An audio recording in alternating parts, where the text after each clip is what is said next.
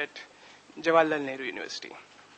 So before beginning this, just laying out a landscape. If we look at the nuclear landscape in the world today, so one trend is very significant and clear. There is an increasing role of nuclear weapons as such in the geopolitical order. So new states are seeking nuclear weapons. The nuclear weapon states which already have the weapon, they are increasing more and more reliance on the nuclear weapons. So the role of the nuclear weapons in the strategic doctrines of the respective countries has increased. And we see a diminishing appetite for arms control and disarmament. We just saw what happened with the INF Treaty, so the Intermediate Range Nuclear Forces Treaty. So what is driving these changes? So I think three factors. First is obviously the new states with nuclear weapons, so North Korea, about which Hina will talk more. But the moment North Korea got a deterrent and the ability to deliver it to the US mainland, we saw that its international prestige and stature increased. And President Trump is going to meet Kim Jong-un again later this month in Vietnam. On the other hand, Iran, which doesn't have this deterrent, is being treated sternly. So you know how the incentives are aligned. You get the weapon, you get treated differently.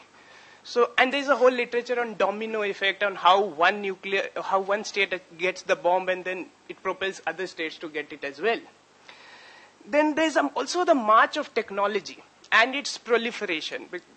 The technology is not restricted to a select few countries these days. So North Korea has an ICBM capability. Pakistan has MIRV capability. So not just the rich countries, right? So, and obviously the rich countries like US are perfecting their missile defense systems. A whole host of countries are pursuing hypersonic missiles like Russia, China. Then the role of cruise missiles has increased, again to beat these missile defense systems. And then there's a revolution in remote sensing technologies. And for that, you don't even need nowadays to set up your own space program. It's commercially available. So you can buy it off the shelf, so to speak. And the third factor, I think, is the retreat of the America, or the American unipolar movement. President Trump doesn't want to police the world.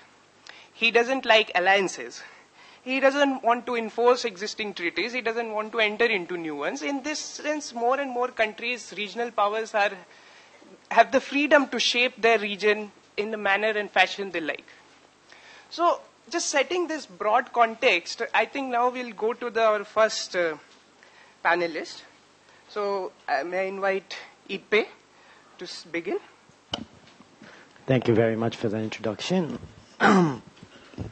Ladies and gentlemen, first of all, I would like to thank Japan Foundation, New Delhi, for providing this wonderful opportunity to exchange our ideas on such a timely and important theme of political security and economic dimensions in the Indo-Pacific. I would also like to thank Indian Council for Research on International Economic Relations for co-hosting the event. And last but not least, the Nehru Memorial Museum Library for offering such a beautiful venue, which truly highlights the prestige and importance of this conference. It's great to see you all here, and I really appreciate your attendance to this meeting. Personally, this is my very first visit to India. I just had first Indian curry downstairs. It was very tasteful, something slightly different from what I taste in Japan, but it was more hotter, spicier. So if I fail to speak anything, blame it on that, please. But I'm eager to learn so much about this country and contribute in extending deeper friendship of India and Japan. If I may, the title of my today's talk is, as seen on the slide, Strategic Thinking Behind Japan's Low Demand on Going Nuclear. I'm going to talk a little bit about history, the formation of Japan's nuclear strategy in 1954 to 71 and its implication to the Indo-Pacific region. the biggest question I have here is why Japan hasn't gone nuclear over 70 years. If you could look over the security landscape of the Northeast Asia surrounding Japan, including China, Russia, U.S., North Korea, which Mr. Shin just mentioned, China has been nuclear power, weapons power since 1964. And since 2000, it's the Chinese rise. It's been adding qualitatively and quantitatively on its nuclear force arsenal. And this is not just a threat, but a serious strategic concern to Japan in effort to keep the United States engaged and anchored to provide stability of the region. Russia, as mentioned in INF Treaty termination, they're said to be developing intermediate range missile, which can complicate the calculation, strategic calculation in the region. And North Korea has become, sadly, de facto nuclear power, which can't easily be denuclearized, despite the optimism seemingly Mr. Trump has at the moment. And the U.S., if you look at the U.S., it is the strongest and most reliable partner for Japan. But if you think back, the U.S. is the only nation that struck a nation, namely Japan, with nuclear weapons in 1945 to Hiroshima and Nagasaki.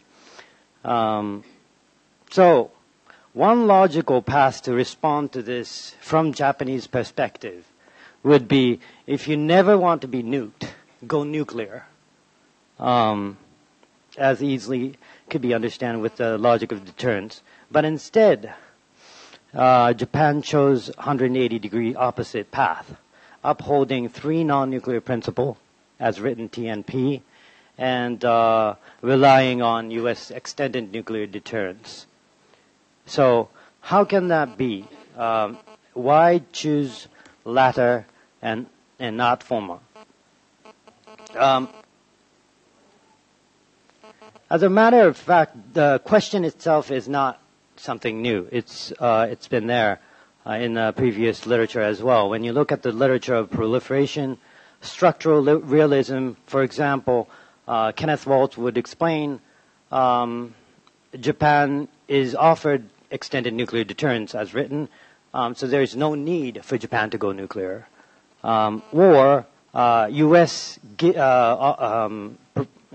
presses Japan not to go nuclear, cut off nuclear materials so that it can't go nuclear,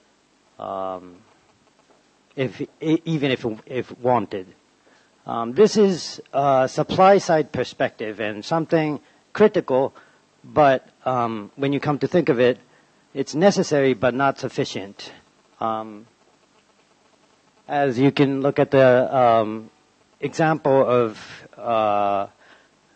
North Korea or Israel, they both had alliance partner, pressured by them, but they decided to go nuclear anyways. So the alliance and pressure is not, a given factor which can hinder a nation to go nuclear. Plus, structural realism sees that it's natural for a nation to go nuclear. Particularly great powers ultimately do not hesitate in obtaining nuclear weapons, hoping to acquire assured deterrence with reasonable costs, so as Kenneth Waltz says. He even goes up to say it's even better for stability as all nations go nuclear.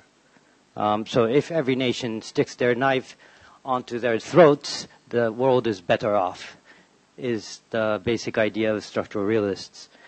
However, empirical fact is that less nuclear power than originally predicted, for instance, in 1960s or 70s. So what's the problem with the supply side perspective?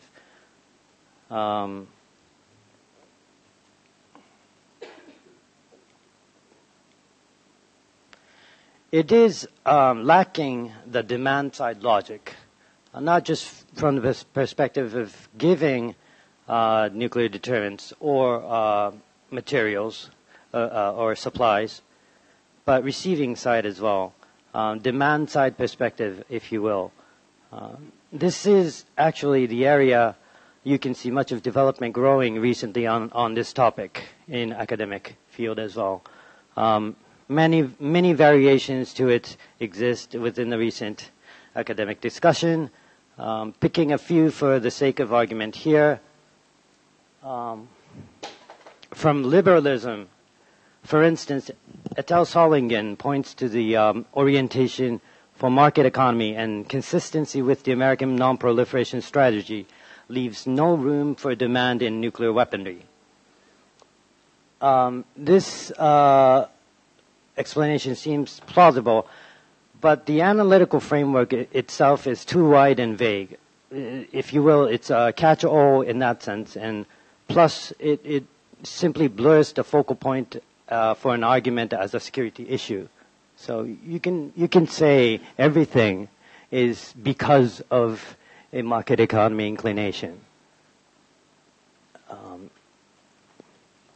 Defensive realism has better approach. Recently, a TV poll, for example, started saying, raised concept of prudential realism. Use of power prudently, combining its military capability and alliance, is what nation does to suffice its security needs. The problem of this argument is it doesn't give any further idea on what it really is. So basically, but how remains to be seen. And TV poll doesn't go deeper than that.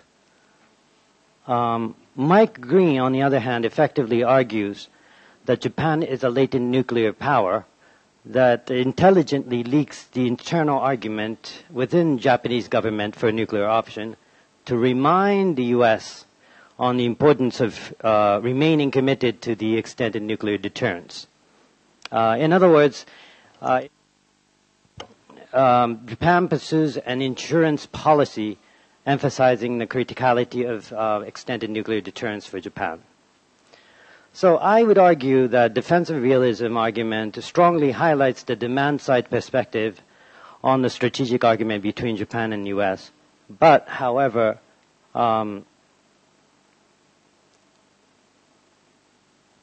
it does not Japan and Europe, but does not integrate domestic development and how that interplays with the strategic logic. So that's what I'm trying to argue right now. My argument is that Japan. So Mike Green's argument would lead to say that the strategic implication is that Japan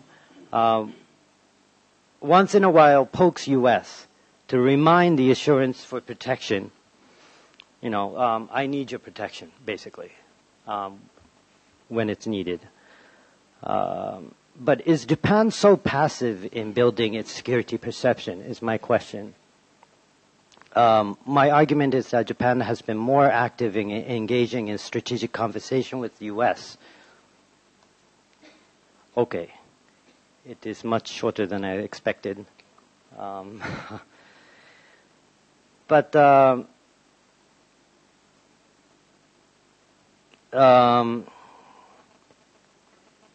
so if I could go with my argument again, my argument is that Japan has been more active in engaging in strategic conversation with the U.S., however subtle, to enhance the extended nuclear deterrence, not just the recipient of it poking to remind the importance of assurance.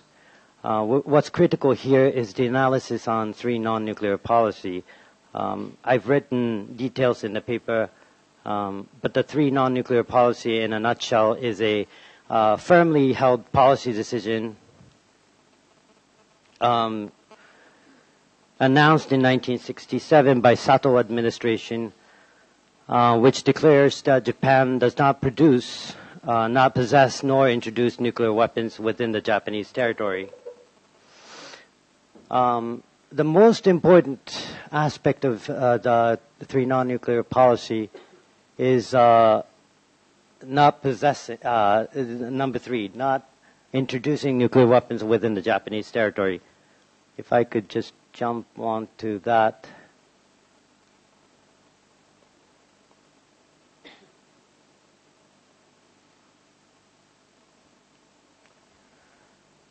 Okay. So Kishi I'm just shortening my presentation for the sake of time, but Kishi's conversation within the Diet, if I read the quote, is Japan's stance against the nuclear weapons is clear. It is true that the U.S. Air Force possesses such delivery capability. However, that absolutely does not indicate that the U.S. Air Force in Japan is nuclear armed. If this was to be changed, it is the agenda to be considered under the prior consultation and a session that we will not allow. Prior consultation is a system where when U.S. decides to change the deployment, namely the nuclear deployment, U.S. has to consult Japan beforehand of doing any deployment change. So Kishi is referring to that, saying that prior consultation needs to be there, and the introduction of the weapon into the Japanese territory is consistently unacceptable. Anyone who doubts the consistency is wrong. So what Kishi was really trying to say here, from the perspective of the strategic logic, was that a psychological effect of the deterrence is present, and Japan will maintain its position to support and keep the strategic ambiguity in order to make the deterrence effective. This is a key indication of how Japan enhanced extended nuclear deterrence through making the enemy's calculation complicated and allowing Japan to be more comfortable in remaining dependent on U.S. Extended nuclear deterrence. In other words, Japan didn't just remain to be the recipient of the extended nuclear deterrence, but it was more active in laying the groundwork so that nuclear extended deterrence of the United States becomes effective in the region, thus making the region stable in terms of strategic calculation. And that is all. Thank you.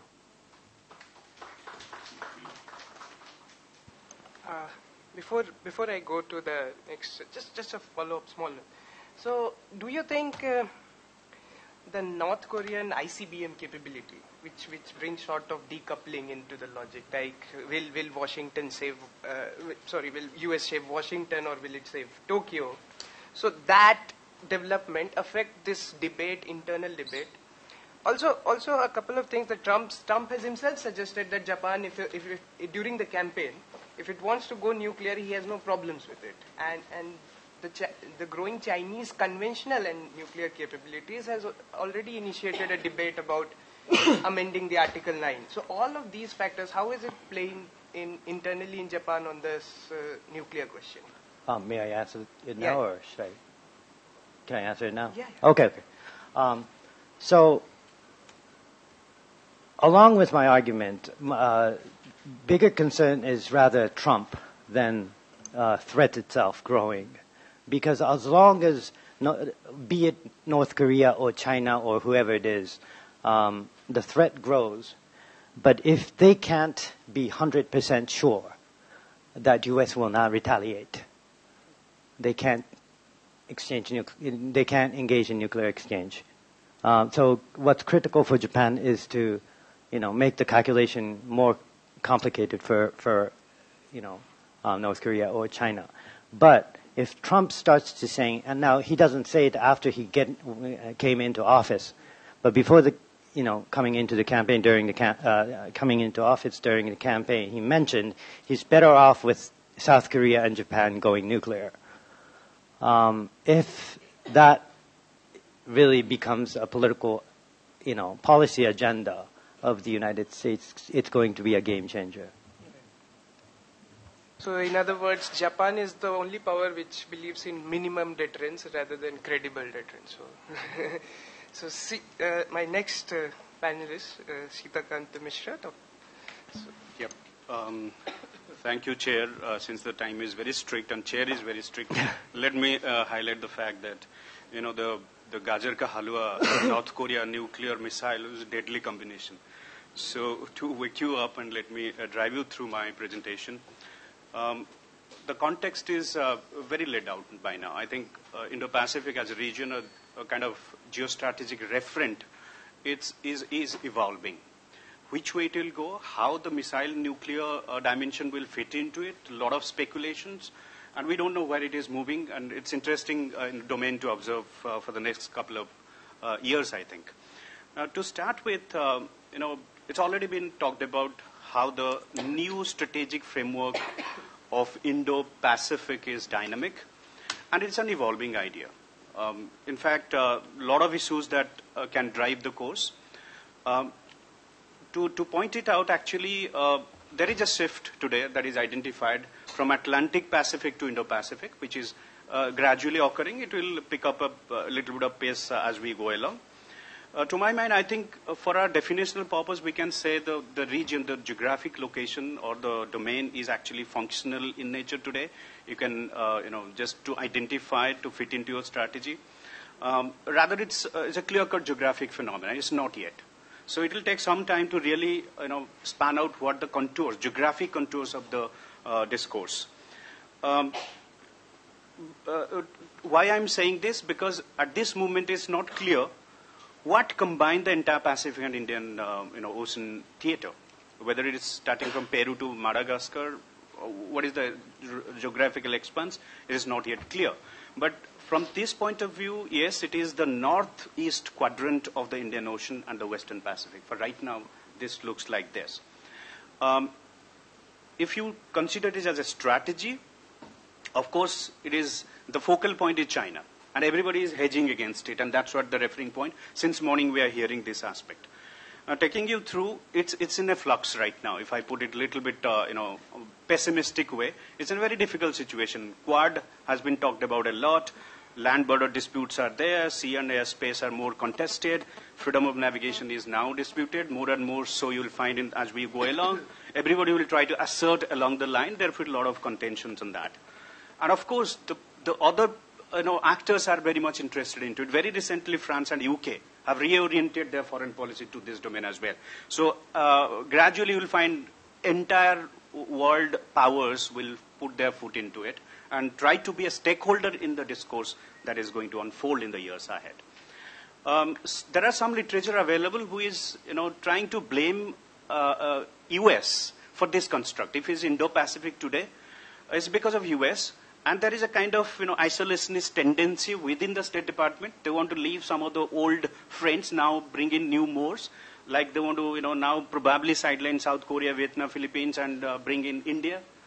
So there is some literature as saying that it is a kind of deliberate construct of America to see this region to be termed as Indo-Pacific. The Indo-Pacific strategy is definitely uncertain. Which way it is going to unfold, we will observe it. But definitely US, Japan, India, and Australia are the main players. But which way they will coordinate it is not clear as well. So there are a lot of sensitivities, a lot of speculations, and a lot of futuristic understanding we will see as we go along. Within that context, if I put my argument where we are in terms of nuclear weapons and the delivery vehicles, particularly the missiles. Yes, my previous speaker very rightly pointed out, nuclear weapons are the great concern in that part of the world. If I put Russia into it, then 6 nuclear powers are there in that part of the world. So it is very sensitive, very difficult. No doubt about it. I'm not denying the fact that. But the point is, unless until a delivery vehicle you have, there is no role of nuclear weapons.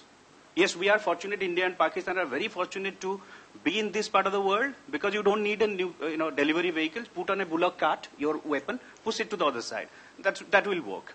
But that is not the case in Indo-Pacific. You need some delivery vehicles. And to just amplify this fact, North Korea nuclear issue became more escalatory, more catchy because the day it tested the long-range ballistic missile. And then that caught US attention and a whole range of issues are unfolded. So delivery vehicles are actually the main, the point of discussion in that part of the world. And if you imagine ballistic missile, cruise missile, missile defense put together, the things become more murkier actually. And this threat, particularly missile threat, is growing in complexity, in number, and their sources. The question is why? What is the reason that why the missiles are in talk of the day? And this is going to attract a lot of attention in the years ahead. The first point, if you put at Indo-Pacific, if you deconstruct the hyphenated word, it is Indo that stands for Indian Ocean, and then of course Pacific is Pacific Ocean. So there are two maritime domains. And in the maritime domain, the preferred weapon system is standoff weapon, which meaning is that you fire from a distance and it will reach the desired location.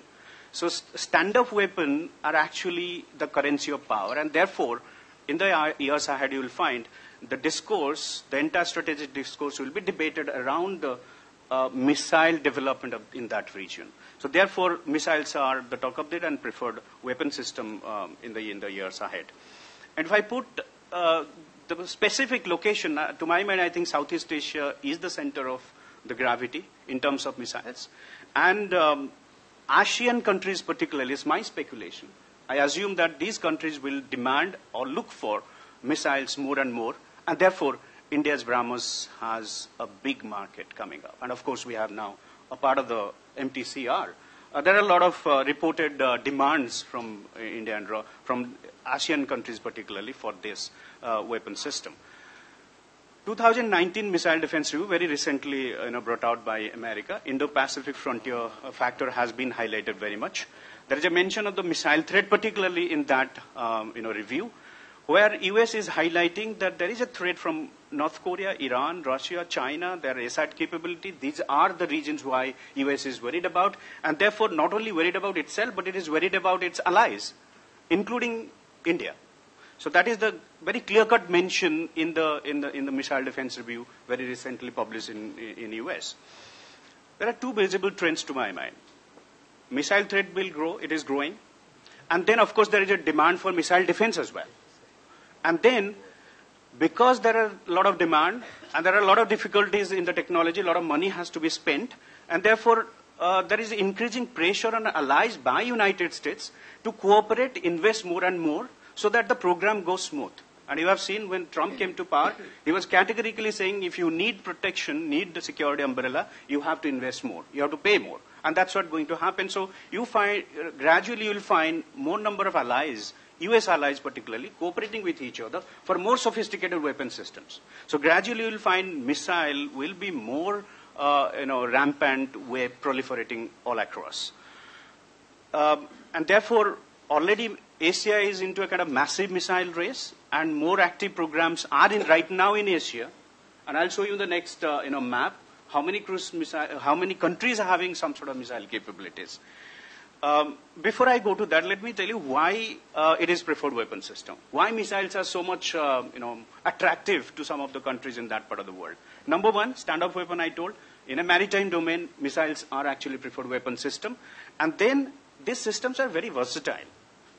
They have long range. You have seen these days MIRV, ICBM, IRBMs, a lot of varieties are available. They're intelligent and lethal, particularly the cruise missiles are. And then, of course, innovations are going on in all the components of the missiles. Therefore, they're very, very lucrative these days. A combination of these will actually complicate the missile defense system. Any country who has ballistic missile, cruise missiles, and nuclear weapons, it will be very difficult for the defendant country to really effectively implement a missile defense program, because you can't really figure out from a distance whether it is carrying nuclear weapons or a conventional missile. It's very difficult. And also, a little bit of geopolitical dimension if you put into the missile discourse. If you have a missile, you have a kind of political and military influence disproportionate to your size. Look at North Korea. The long-range missile gave it a kind of at-par status with America. Now Trump is interested to extend his cooperative hand. A lot of things have unfolded. So the technology itself gives a little bit of more status to the country who possesses it. In retrospect, missiles have entered in this domain 1960s onwards. China followed it.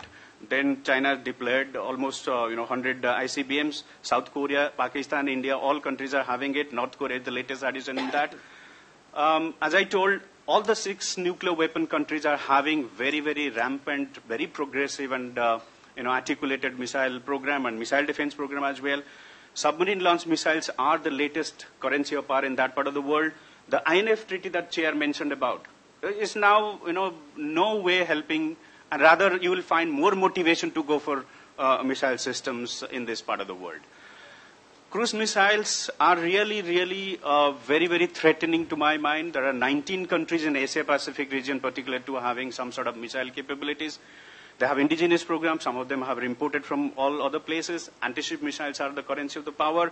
And almost it is, to my mind, moving towards a very tipping point when you look at the cruise missile domain. This is, ladies and gentlemen, the missile scenario of Asia. Almost 30 countries have some sort of missile capability. Maybe some are kind of, anti-ship cruise missile maybe. Some sort of missile capability all these countries are having. Those who are in the red highlighted, they produce, they have indigenous program. They are also imported. They are also exporting those to other countries. So this is what largely looks the missile dimension of Asia. And the rounded figure that is you seeing, that is Asia-Pacific or Indo-Pacific, what you say, almost 19 countries possess missiles or have indigenous programs in this part of the world. So I'm assuming that Indo-Pacific could be a potential theater of missile employment in the decades ahead. Little bit of geopolitics of missile defense. As I told you, if you have missiles, of course, missile defense is the next wing that you have to look for. There are two causes of the demand. Offensive missile capabilities of China, that is what driving other countries to have missile defense system. Because China is increasing its inventory, going on modernizing its arsenal. So it's a big threatening, a lot of logic to it, a lot of accusation from US side as well. And also the North Korea, that is the second motivation why people are talking about missile defense in this part of the world. There are major BMD systems, Patriot, THAAD, Japan has acquired also all these systems. These are some of the figures that I would like to skip. Come to the point of I was talking about defense, department's financial year 19 budget. The middle point that investment for financial year 2019 includes $6 billion earmarked for missile defense purposes put all together. This is what America sees the future. Just skipping again, effects, once missile defense is playing its card in the region, there are some effects of the geopolitical connotation that you can fathom from here now. It actually condition the equation between states. Once missile defense is in place or the talk is going on, it unfolds a bit of new entanglements. We have seen in the history, if you go back to Cold War history, ballistic missile defense created a whole range of tension between the former Cold Warriors. Now today that's exactly going to happen when US BMD is actually driving China and Russia closer. Second, you find BMD discourse revitalizing Japan-US security alliance. And almost, I think there is a joint BMD program by Japan and the US now. It has, of course, there is a positive connotation when I put it into the nuclear domain. Some way or the other, it has discouraged Japan to go for its own nuclear deterrent. You can question that, but what I find, yes, because of the missile defense, US can convince Japan, look, you don't need to worry about, my missile defense will take care of this, even in the entire regional, even South Korea put that matter. So there are a lot of collaboration among the allies and understanding and convincing that we don't need to go for nuclear weapons because missile defense will work. So South Korea has sought to benefit from US technology without alarming China. Because South Korea is very sensitive about Chinese understanding. So South Korea has clearly told that whatever the missile defense that they are developing, it's meant for North Korea. And also the cooperation between US and South Korea is purely meant for North Korea threat. So a lot of sensitivities are going on, a lot of understanding, a lot of convincing are unfolding in that part of the world on the basis of missile defense. So USA is at the heart of the missile defense in that part of the world. And it is leading the global race on missile defense. We'll come to a bit of India connection at the end. There are two objectives that US wants to drive home. Missile defense is a means to strengthen mutual defense capabilities and supplement traditional US nuclear and conventional deterrence guarantees with missile defense. So missile defense architecture is not out of the box, or rather is a very much complement or supplement to the nuclear deterrence or security architecture that is in place from US in that part of the world. So the good thing that it is catering to a bit of, anxieties for nuclear weapons in that part of the world. As I mentioned, missile defense downplays the role of nuclear weapons to some extent. So I'll skip what other countries have done. Japan has a very rampant program. Republic of Korea has its own program in collaboration with America. Australia has its. Philippines, to that extent, is also interested and giving scope for US to station some of the radars in that part of the world, particularly to monitor DPRK and also China. Then lastly, where does India fit in? Because we are very much part of, now Indo is there in Pacific, so of course we are a stakeholder. As I mentioned before, US Missile Defense Review, India has been specifically, categorically mentioned. And impact of the US and its allies, the line that it says in the Missile Defense Review, impact the US and its allies and partners, including Japan, South Korea, Australia, and India. So for the first time, you see in the Missile Defense Review of America, India as an ally is mentioned. That's welcome to US world. So Japan, South Korea, Australia are already in the partnership with the US. So it is actually specifically told about India. So in a sense, Trump administration inviting India for a kind of larger missile defense program, cooperation rather. So now what it seems in the Indo-Pacific architecture, India is given a little bit of premium by US itself. Trump administration, in fact, was signaling that if we can go for a missile defense cooperation, India as actually a defense partner in US calculations, so we are a bigger stakeholder and attracted by America itself. But if we little go back history, we were interested to collaborate with US, so we wanted to have THAAD system from US. There are two reasons that Obama administration was not interested. Second, the technical reasons that we didn't prefer it, so we went for S-400 Triumph from Russia very recently. And that has actually annoyed US. So some or the other, America wants to win over India in terms of missile defense. Probably we will fall into the trap some or the other. What I see, though we have gone to Russia for missile defense, I don't see there is an end to India-US missile defense cooperation. That will unfold in the decades ahead. We will see it. Thank you so much. The chair may be strict but not effective, I see. So just one question, because you talked about growing sophistication of technologies, you know. Yep. So hypersonic missiles, cruise missiles, and any state which has all of this means can penetrate any missile defense system. So do you think nuclear forces of themselves are more vulnerable today? Because if these things can penetrate, the counterforce becomes an option, right? So your capabilities, your technology, so it's anti-submarine warfare. Accuracy of missiles has increased. Yeah. So counterforce is now a much more tempting option than ever it was. So do you think it's not just about sophistication of weapons, but also the size of the arsenal? So this will drive towards bigger arsenal size. What do you have to say? Yeah, actually, as a practitioner, I'm closely observing nuclear weapons and strategy over the last almost 1.5 a decade. Nuclear weapons are not kind of, firecrackers you pull out and explode it. They're always kept in a disassembled stage. They kept, the missile casing is somewhere, the core is somewhere else, the trigger mechanism is somewhere else. They're always physically separated. And across the geography, they're kept in different places of the geography. So they are, to avoid the temptation to use it. So normally they are kept disassembled. So they're not on higher trigger a lot. So even if a missile is coming, it will not be able to really, hit the nuclear weapons storage. What are they called? Storage. They are not actually storing the full-fledged nuclear bomb. So that aspect I refute. The point why I'm raising the issue of complications, the cruise missiles have become so sophisticated, it can hit your window of that 7th floor. It won't destroy the building at all. It will just hit you on your bedroom. And that has been tested many times when US was there operating in Afghanistan, the Tora Bora region. Many times when they got the information that Osama bin Laden is hiding in this Tora Bora cave, missiles have penetrated inside the cave and exploded. By the time he has escaped. That's a separate issue.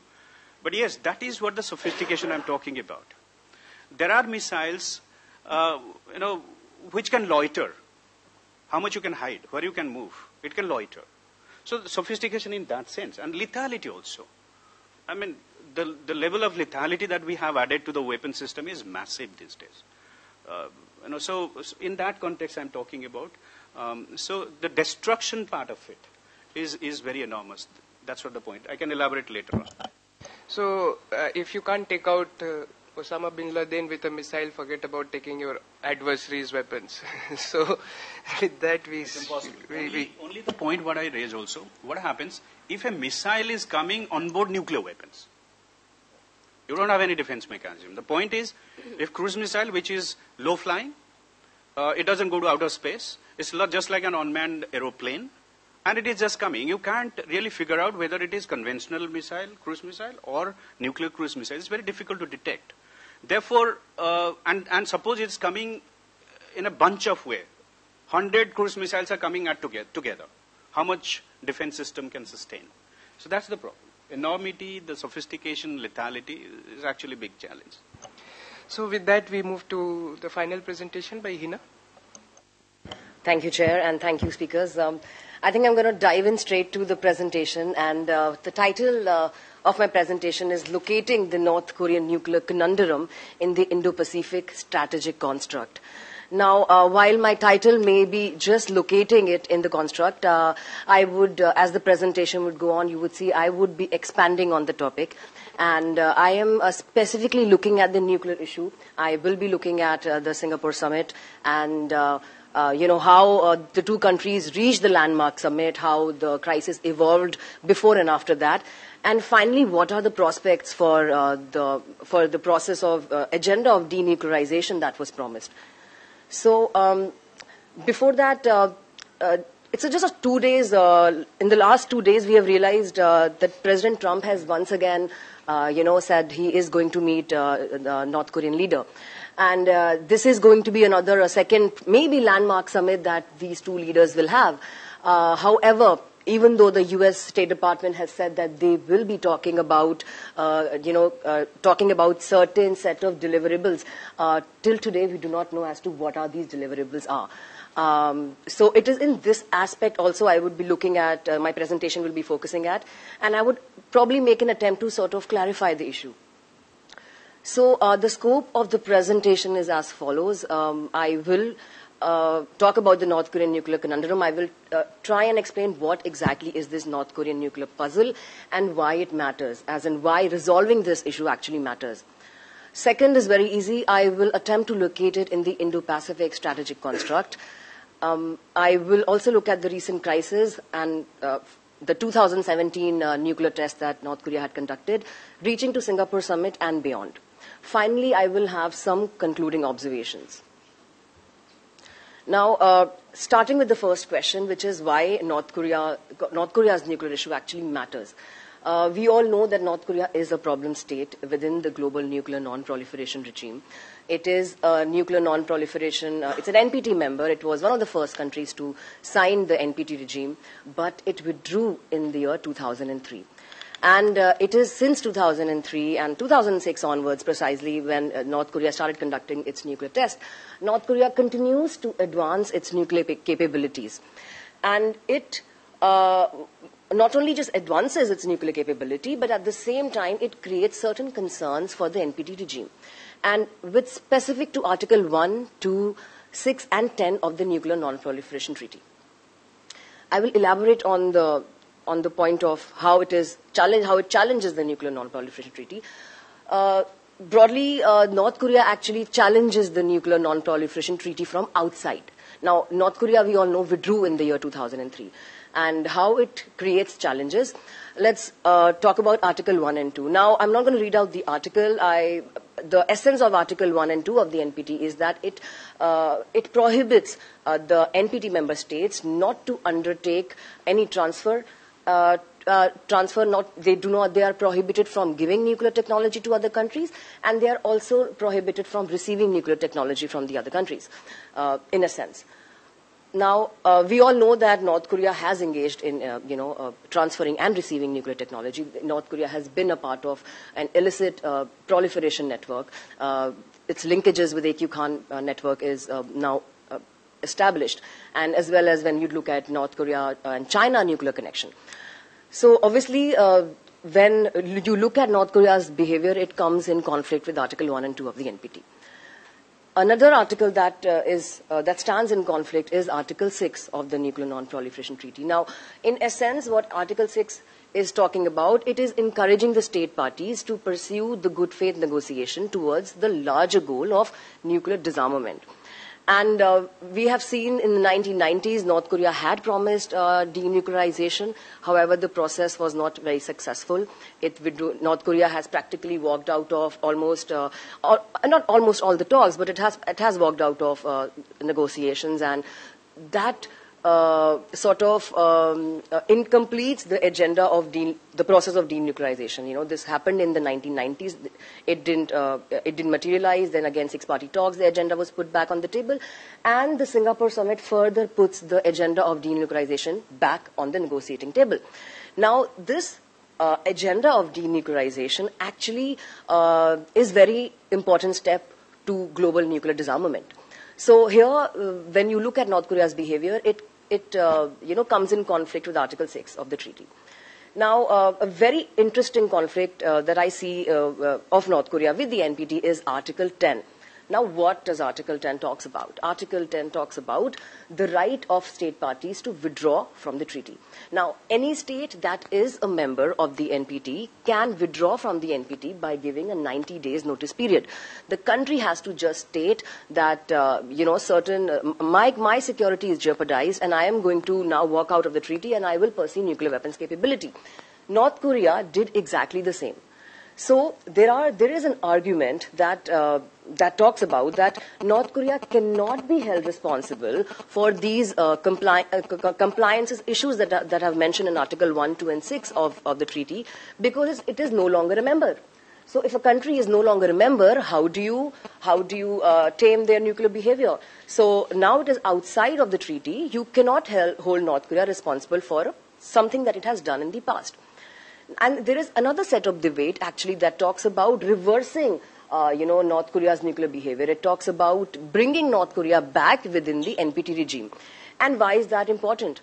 It is important because NPT today has membership of more than 189 countries. And if every country is going to learn a wrong lesson from North Korea, then probably we will obviously going to have a problem. So these kind of debates concerning North Korea's nuclear issue actually challenges the NPT. And the most interesting part about Article 10 of the NPT is that there is no provision within the NPT that actually talks about solving this dilemma.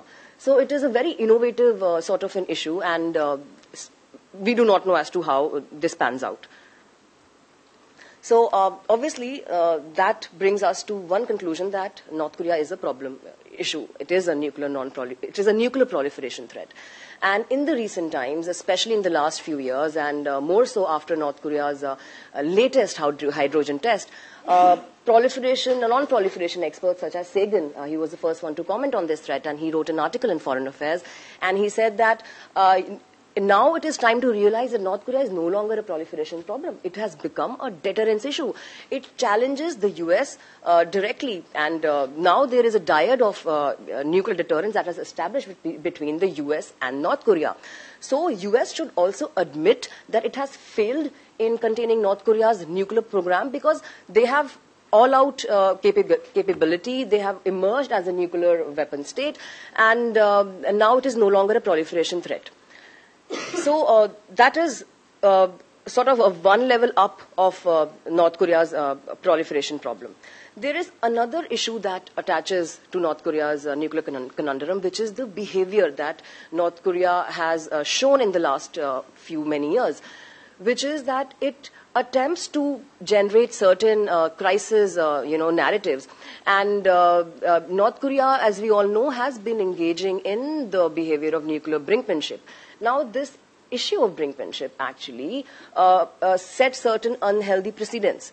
And there can be a question, some of the scholars can actually argue, who observe nuclear non-proliferation issues, that maybe nuclear brinkmanship is the new normal. Now, this is not the kind of narrative we would want to, institutionalize, especially when we are looking at global non-proliferation order. And every time there is a crisis in the Korean Peninsula, you will see there is some sort of, media reports that talk about nuclear war possible in the Korean Peninsula, and possibility of nuclear war and possibility of nuclear exchange and so on and so forth. So this is not very healthy, because it obviously generates morbid nuclear threat narratives, and especially in the situation of crisis, these narratives are not very healthy. So all this sums up to one conclusion, that North Korea is a problem, is a non-proliferation problem. Now, it is not just a non-proliferation problem in the region, it is a global proliferation issue. And you can see it's located in the Indo-Pacific region. So this is where it actually, the North Korean nuclear conundrum fits into the regional aspect. And I agree with my previous speaker when he said that, the concept is very fluid, and it is yet to be seen as to how and which way the geographical construct is going to go. But Indo-Pacific is a very strategic construct. So within the strategic construct, this is a nuclear issue that is located. And when you look at the Quad countries, US, Australia, Japan, and India, and although it has not been, these countries together, they have not responded collectively to,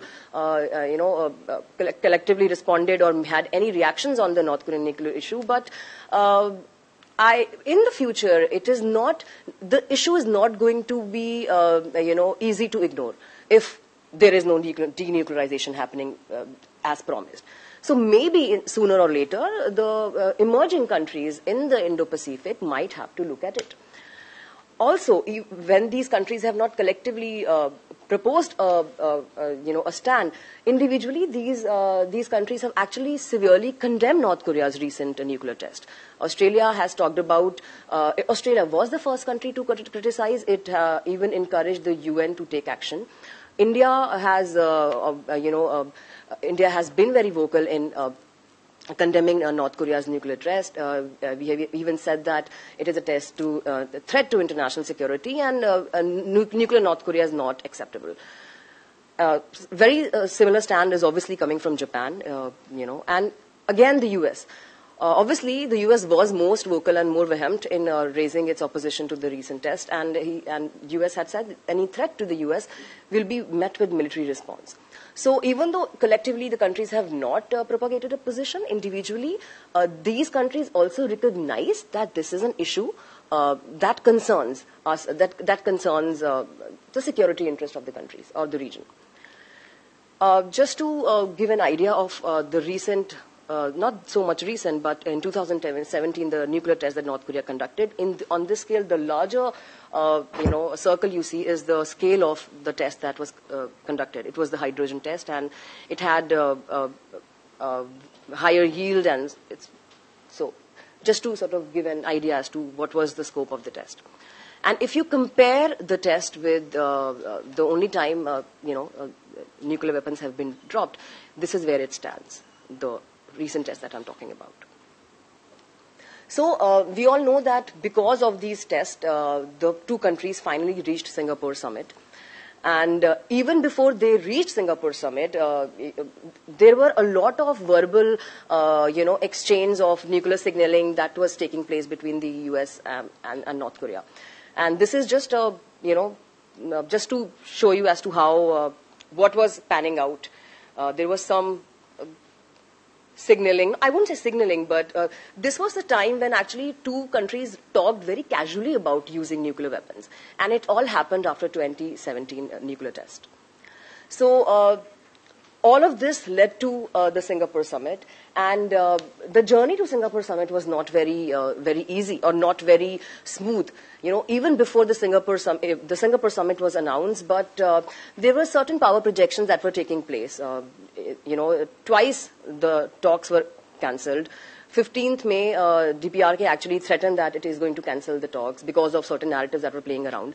And after North Korea threatened to cancel the talks, the next day you see US and South Korea engaging in a joint military exercise.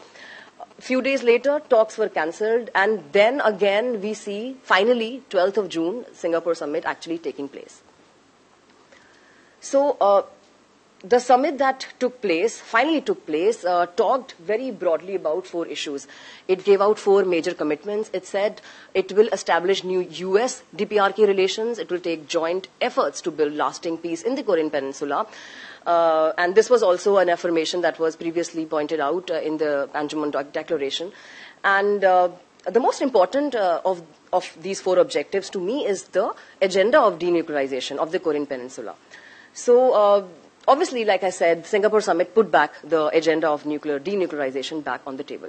Now, obviously, it looked like a landmark victory because this was the first time US and North Korea, the head of the 2 countries, were meeting face to face, absolutely shift from the US policy, and it looked like a first step in the right direction.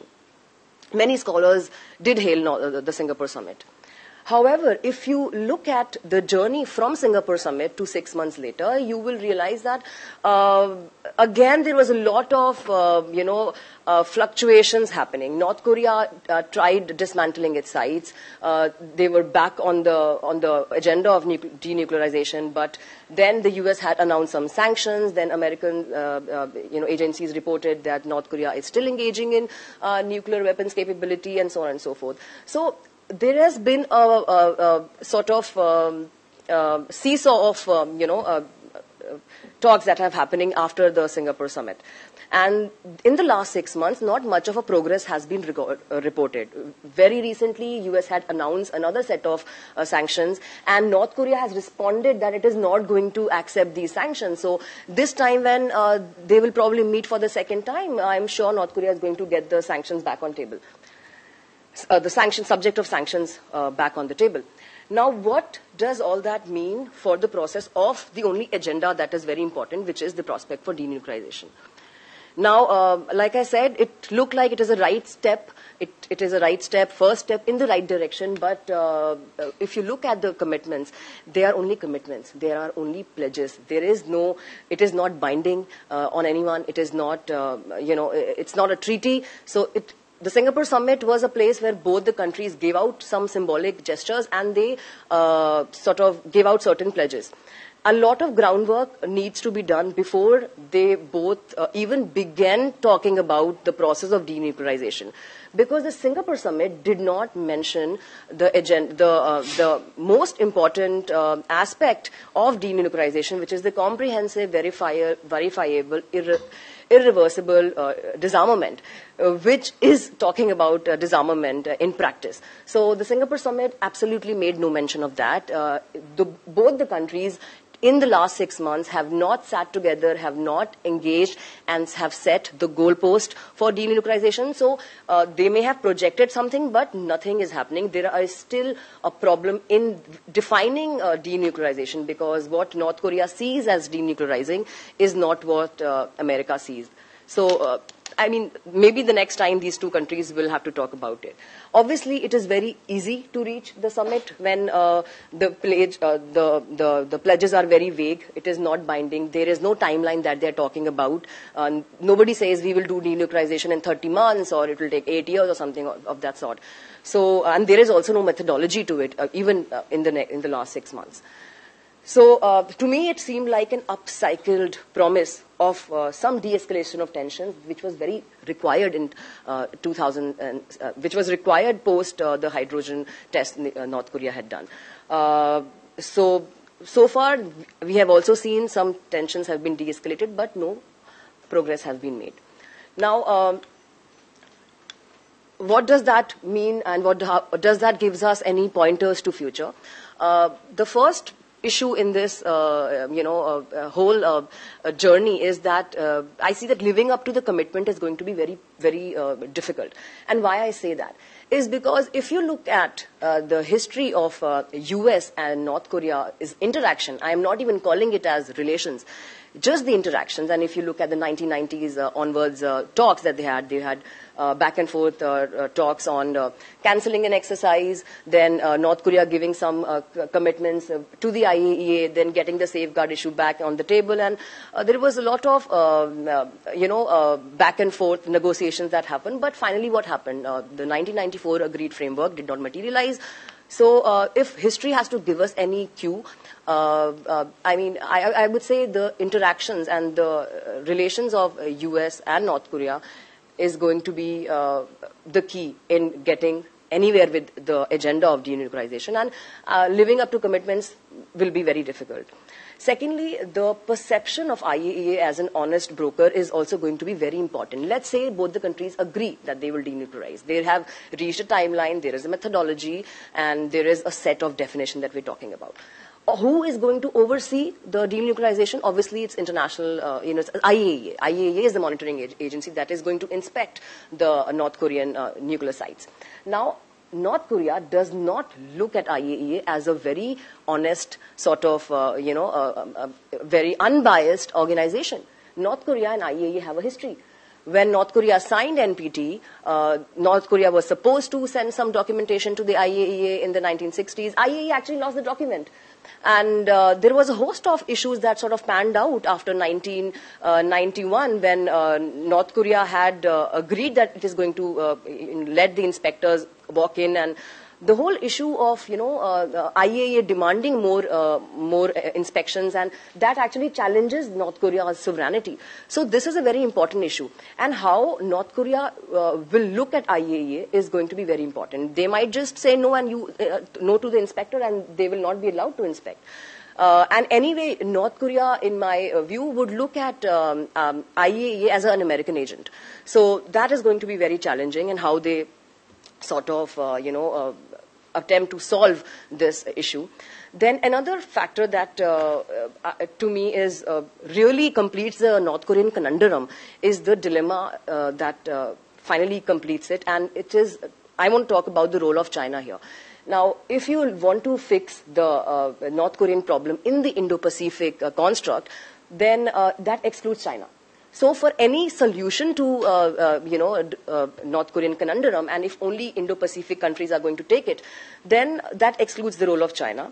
And that creates problem because China, we have seen, has been able to, derail the talks. I mean, China keeps supporting North Korea's nuclear ambitions. It is fairly established. So if you exclude the role of China, it is going to be problematic. I don't know how. Maybe North Korea is just going to be investing in diplomacy. Not too sure about it. But if you include China, then actually defeats the purpose of framing an Indo-Pacific strategic construct. So how is that going to be, resolved finally is something that I don't have an idea about. And finally, on the future, of the evolving issue that I've talked about looks to me something like this. And why I say is because I feel both the leaders have personalized this nuclear crisis so much so that I see that external actors do not, they matter, obviously, they do matter, but they feel a little excluded from the equation because both leaders have continued to personalize the problem. And it is with this slide I would end, and thank you so much.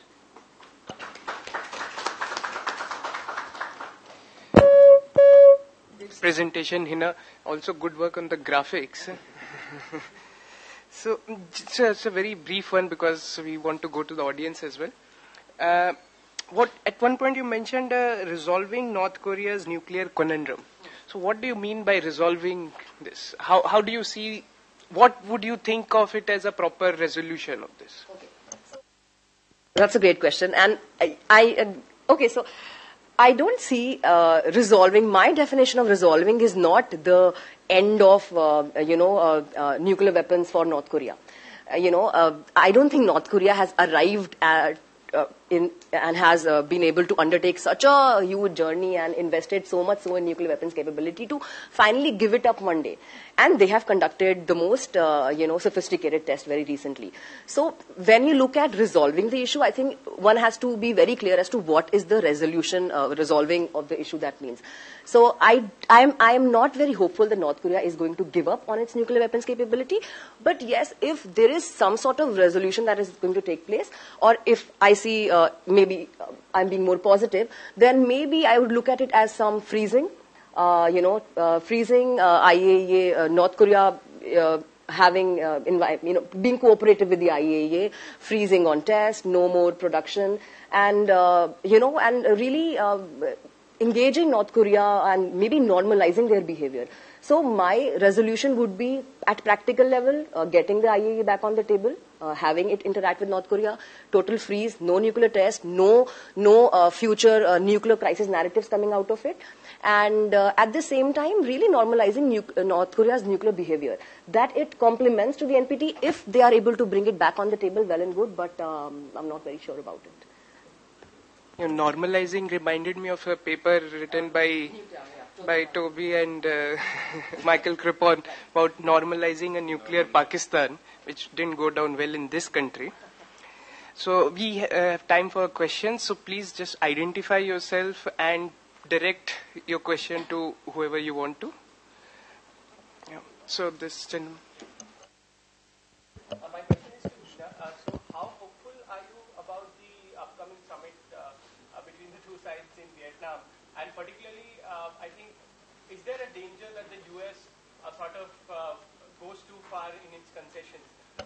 Because, I mean, lifting economic sanctions is one thing, but that might not be enough to really change the behavior. So would it sort of, North Korea demands things like U.S. sort of reducing its presence around it and things like that. So do you think that the U.S. might actually go overboard in trying to make concessions because it is doing that elsewhere, for example, Afghanistan? So is that a danger? Probably we can take three at a time. So, yeah, that lady here. My question is to Hina. You concluded by saying that... Identify yourself. You concluded by saying that they personalized it, Trump and Kim Jong-un. Supposing in the next presidential election there's a change, in the U.S., I can't imagine in North Korea. So do you think all that work will be lost? Would it be back to square one? Basically, yes, very little has happened, but at least some talks are happening, some groundwork is being done. Would that be lost?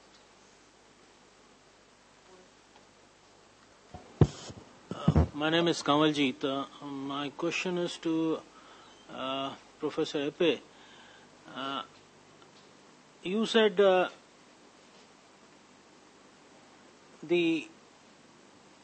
correct me if I'm wrong, that Japan doesn't want nuclear weapons because there is America which has got nuclear weapons and it takes guarantee of its security. When Trump came in as president, he increased the money Japan pays for the security to the United States by almost around $2 billion. Now Japan pays almost around $12 to $15 billion per year for the security. Now tomorrow, if he is signing some kind of agreement with North Korea and China also, something is happening, and the United States failed to take care of the security of Japan, so why Japan should not have its own nuclear weapon? What's wrong in that? I understand you had a bad experience, but that doesn't mean that, that is past. Look forward, move ahead, right? And take example of India. India has a nuclear weapon, but it's used it as a very, very balanced way, as only a deterrent, nothing else. So why not have a nuclear weapons? Technology is not an issue. Japan can very easily technologically get a nuclear weapon, create a nuclear weapon, maybe within few months. It's not a big deal. So why not have a nuclear weapon? Be self-reliant. I believe your defense forces, the constitutions and everything is changing.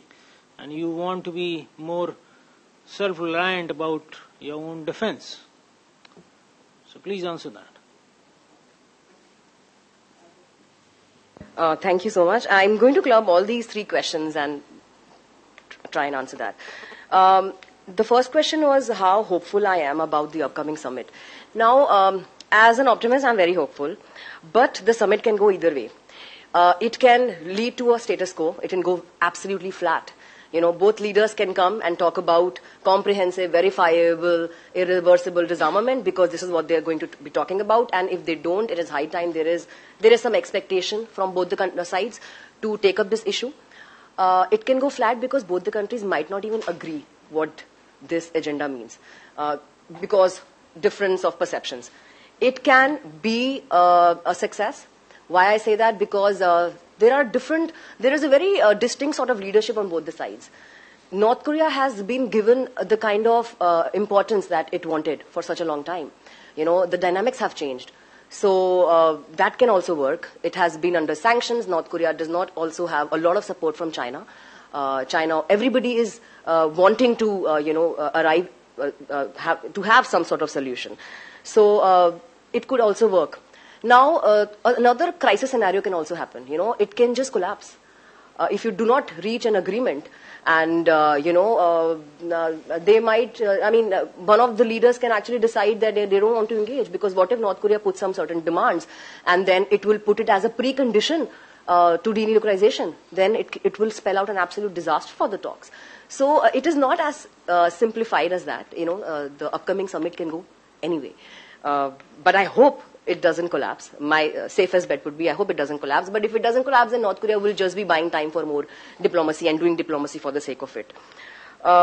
You are talking about how the US might end up going too far in giving out concessions. The very fact that US did try to cancel one of its military exercises for a period of time is a very significant step, an excellent step for the agenda that they were set out to be.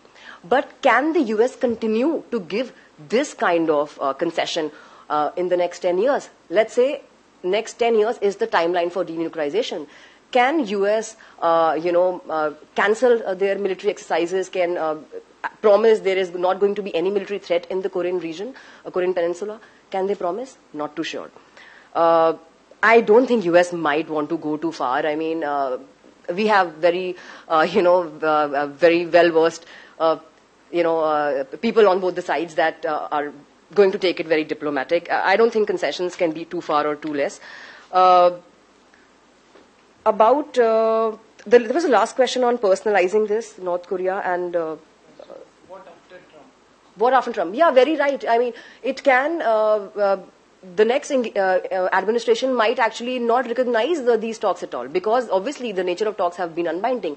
It is just a very, I would say, platonic interaction happening between two countries. And Trump has undone everything that previous administration has done. Obama administration talked about Prague agenda. It talked about engaging with North Korea multilaterally. But when Obama was giving a speech of nuclear disarmament in Prague, North Korea conducted a nuclear test. There was one missile test that had happened. So it can completely go, we can actually lose all the progress that we would make. But the essential point here is that will we make any progress in the next 2 years is very important. Yeah. Why not go nuke, right? One big element probably would be Japan has been investing so much in not going nuke. It's not easy, as you say, to go nuke either.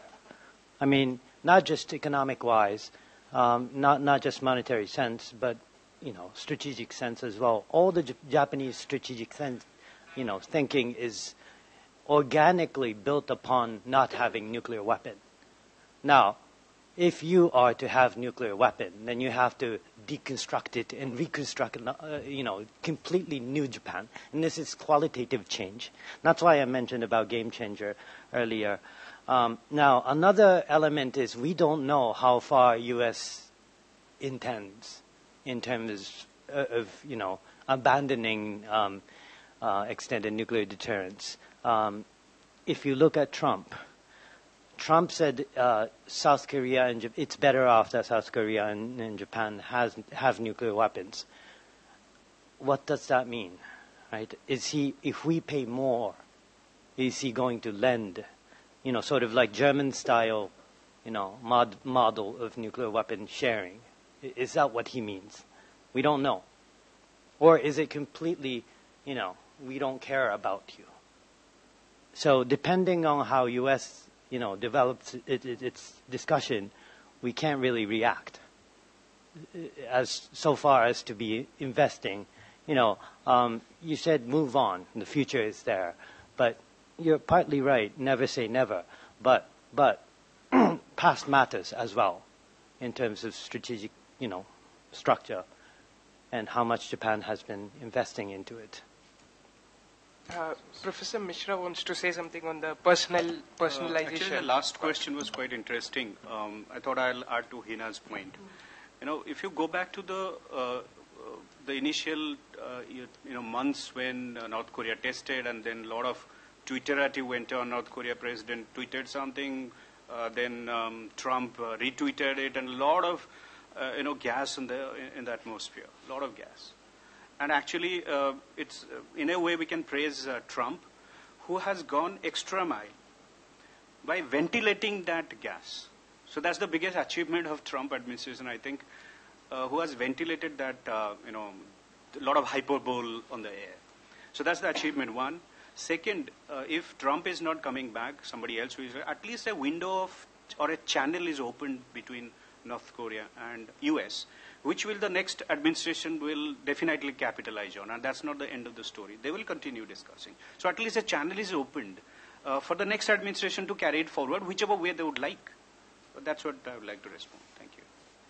Kamal said that he fears that Trump may go too far. Trump has already said that he loves Kim Jong-un. So how further he can go? So we have time for a quick round of questions. So, yeah.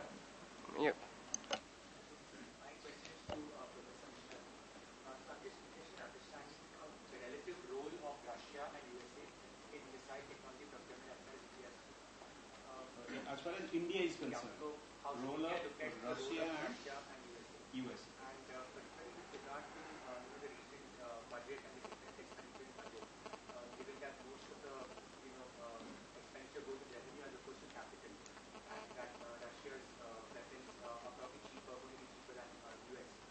Is this going to be an important factor given the financial resource crunch that our forces are facing?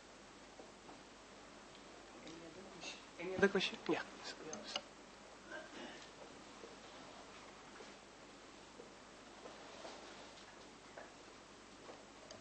Thank you very much, Chair, for the we had good debate. And my question is very simple.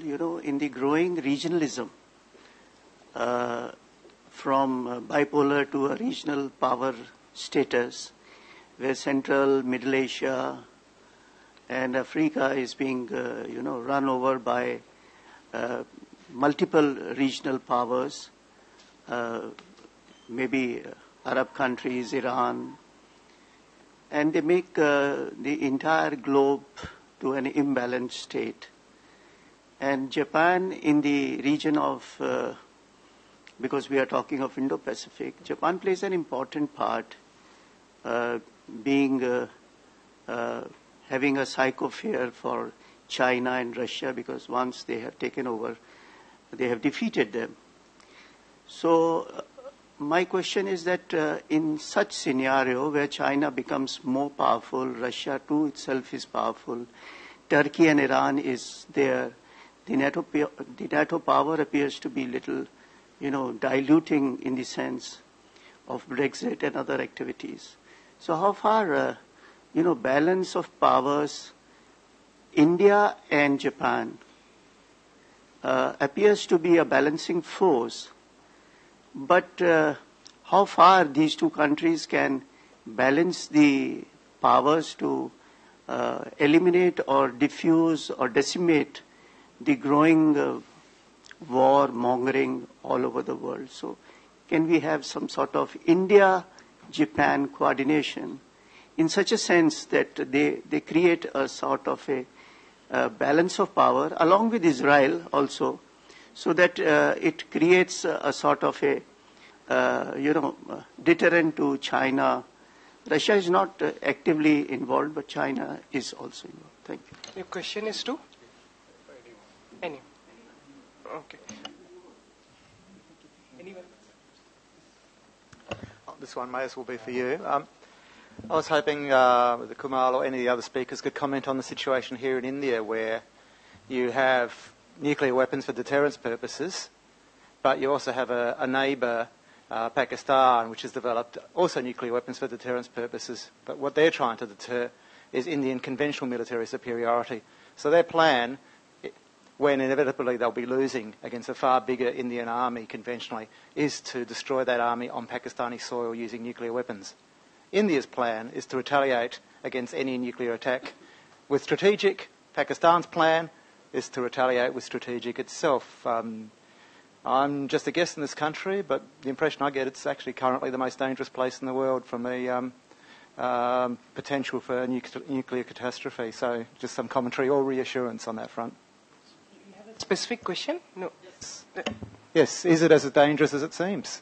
There's no commentary. Is it, as a guest looking at it from the outside, it looks like the most dangerous situation in the world from the potential for a nuclear catastrophe. Is it? Okay, so we will also, this will be the last, so quickly. It is more of a statement than a question. I don't agree with that nuclear weapons are kept in unassembled form. They are ready to use form. Only the presidential order is required to the area commander to use it. Thank you, sir. And they carry nuclear buttons. Yeah, it depends on country to country, and also a part of arsenal may be more ready. Okay, so with this this will be the last comment, so you can address as many questions and give your end comments. So Hina? Just be very quick, a quick response to the question. On South Asia being a dangerous place, especially with the presence of nuclear weapons, my answer to that is South Asia is as dangerous as any other region in the world that has nuclear weapons.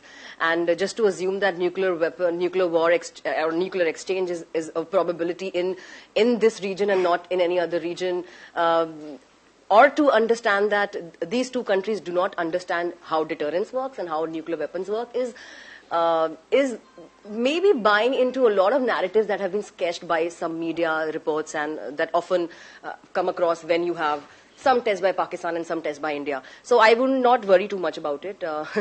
Nuclear risks the nuclear reality is very clear. And both the countries, India I would say is a very responsible country when it comes to nuclear weapons. With nuclear weapons, you don't have an option of being complacent. So. There are a couple of questions that I'd like to address. Number one, the role of Russia, US in India's missile program, and then, of course, the defense expenditure that you highlighted. Go back to a little bit of history. We had a very bad history or a bitter history with USA in terms of missile and technology. When India was looking for cryogenic engine, and we had an agreement with Russia, Soviet Union for that matter, it is US who stumbled it, and then we could not get it. We had to struggle for a couple of decades, and then we finally got our indigenous cryogenic engine. We had suffered a lot with Americans. 74 nuclear tests. It is America who spearheaded the entire sanction regime for 3 decades we were under. So our nuclear program, including missile program, got halted. So we had a very bad experience with America, and we could not really carry it forward with America. And meantime, Russia, who came forward wholeheartedly, gave us actually, a very generous way technology. And BrahMos is actually an example, successful joint venture, and we are really doing it very well, largely successful. In terms of ballistic missile, we are self-sufficient. We are not looking technology from outside. We are largely sufficient, self-sufficient. So the question of collaborating the US in terms of missiles, I don't see the future. Rather, what I was hinting also, probably we will have more cooperation in the domain of missile defense. Because we want to really, diversify our defense architecture. Yes, we have collaboration with Israel as well. with some other countries, including Russia, and not yet BMD. We are saying that it is very self-dependent and indigenous. But yes, we got S-400 Triumph very recently. So we have varieties right now, and we might opt for at certain point, if US agrees and accepts our demands and terms and conditions, probably we'll go for US systems in terms of missile defense. I don't see ballistic missile or cruise missile cooperation with America. For that matter, cruise missile technology is much better with Russian systems. So we would be happy to carry forward our cruise missile collaboration with Russia, not with US. As far as defense expenditure is concerned, yes, I'm not gone in detail about the expenditure heads, but I'd like to highlight till now we are the largest importer of defense equipments in the world, and we will continue that. I'm sure. Whether the amount of budget is a different issue, but we have the distinction of being the largest importer of defense equipments from the outside. And Russia's systems are cost effective, easy to deal with because we are dealing with them since long. They are very practical. They want money, and they give us sometimes a lot of flexibility. So in terms of spending and all this, we will keep going with Russians for the time being at least. The detail of the budget, I have no idea about it. I have not gone into it. My humble submission. The second question about Japan, India, the balance of power, the issue is. I'm just about to finalize a paper on Indo-Pacific, and I'm naming it the Conquer War, CON-COR. It is corridor and connectivity corridor war, which is actually going on between India and China. China is doing it unilaterally, the OBOR, BRI, whatever you're naming it, all over they're spanning from Asia to Africa to Europe up to. So they're doing it in a very aggressive way and unilaterally. And India is also telling around, we are into that business as well, but we are doing it a little bit more multilaterally along with Japan. Japan is the biggest stakeholder in our connectivity corridor project in Asia and Africa. And we have done what is that quadrilateral grouping that we are doing it. So Japan is actually willing to collaborate with India. And before even America, it was Japan who was actually funding the infrastructural development in South Asia. So we are on the same platform, I think, and it will go in a much aggressive way, in a bigger way as we go along. So I see actually the power balance, if you call it, it will be playing around the connectivity corridor projects in Asia and Africa and touching Europe as well. So there is a lot of scope for India and Japan to collaborate on these factors. So the balance of power will be on this dimension, what I see. That's one angle of it. The second one, I think two questions are related to nuclear. He raised about India, Pakistan, and what actually he was hinting at the TNWs, tactical nuclear weapons.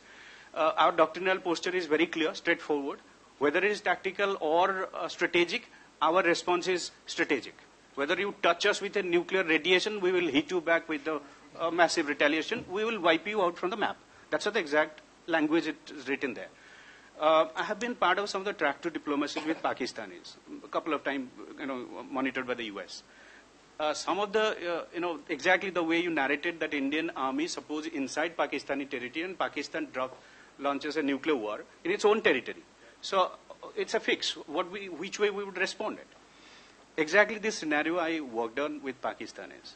So what happened in one of the scenario, the trigger was that Indian army inside Pakistan territory, and accidentally Indian Air Force hit a Nasser battery within Pakistani territory and leading to a nuclear explosion. So this was the narrative. Now what would be India's response? What would be Pakistan's response? So I from Indian side was saying that no, I expect a Pakistani nuclear strike on India, retaliation strike. All other Indian delegates from our side, no, it's not likely to happen, but I was hankering that no, it is going to, because it's a nuclear explosion by Indians. To our utter surprise, the Pakistani group, when we met and conversed, they gave that, no, we would like to buy time, because we don't know it's an accidental explosion. We would first go and really inspect it. What is the magnitude of the explosion? What are the regions? Whether it is really nuclear or not.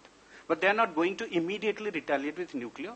Rather, they will would like to have open a window with India and international community for that matter to talk about it. That was an utter surprise for me. And that's why the question that people say that, nuclear threshold in South Asia is abysmally low, I refute, immediately. It's not low at all. They say it's our first use but last resort. Pakistani doctrine, if you read it, it says that they have a first use policy, very opaque, but they say that it's a first use but last resort. So they will exhaust every other weapon system first, and would be the last is the nuclear. And the same thing, we say that we know first use, so we will not use it. They are not going to use first also, maybe at the last resort. So there are jargons, actually it's all playing around. We, Hina and me, we are observing, is the safest place in the world rather.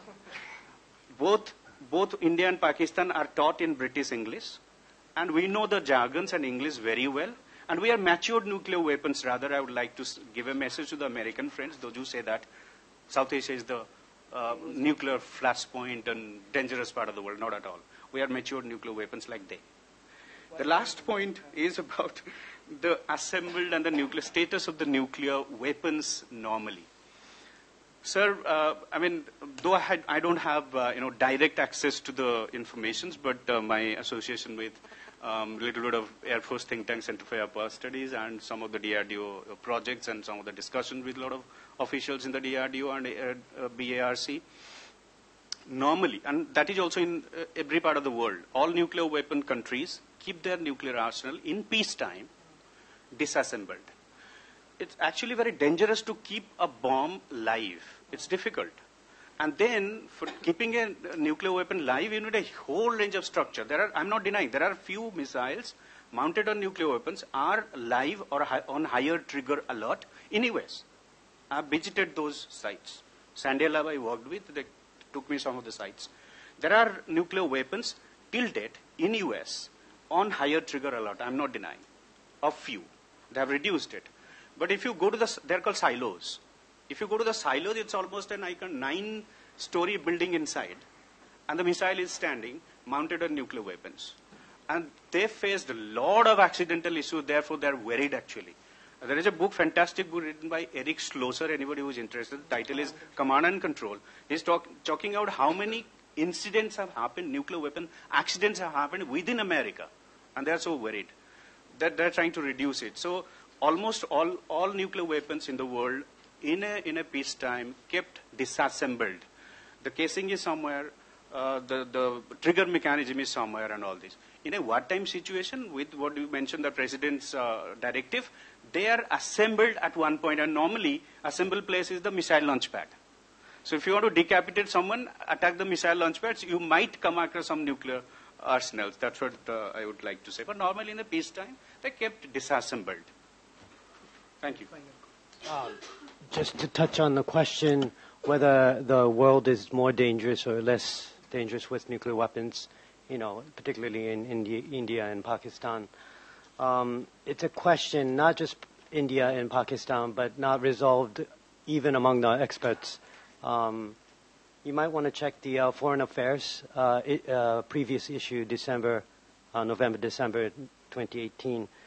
There, John Miller argues it's not as bad as it sounds. He calls it, nuclear hysteria. People are just being so, crazy about it.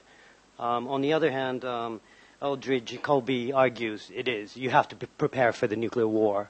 So the argument there may interest you.